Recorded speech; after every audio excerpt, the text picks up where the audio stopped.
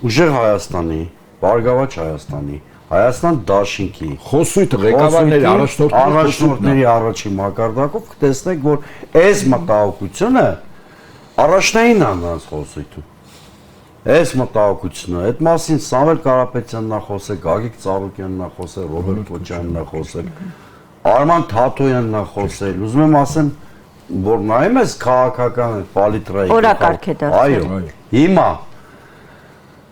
սա ամենակարևորն է, որտեղ ի վերջո իմունիտետ ձևավորողը մեր հասարակությունն է։ Ու ի վերջո, ինչի շատ կարևոր է զրույցը այս պահին։ Հունիսի 7-ի ընտրությունները ճակատագրական են։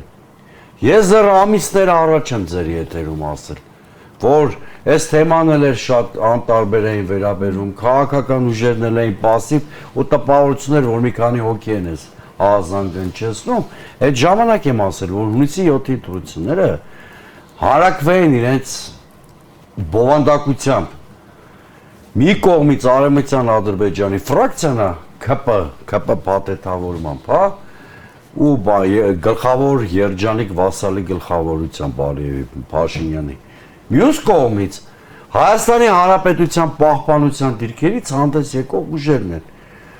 Այսինքն այդ հանեք ԿՊ-ին ու մի երկու սատելիտի իրա, ասենք մնացած ուժերը այդ մեր վեճերն է։ Այն մնացած վեճերը որ կան, մեր հայկական տան մեջ եղած վեճերն են, այդ տարբեր կուսակցությունների վեճերը։ Մեր ներքին խոհանոցն է։ Քաղաքակրթական եւ քաղաքական հարցերում մենք մի ճակատ ունենք։ Այսքան կոնսոլիդացված ընդդիմություն օրակարգային առումով երբեք չի եղել Հայաստանում։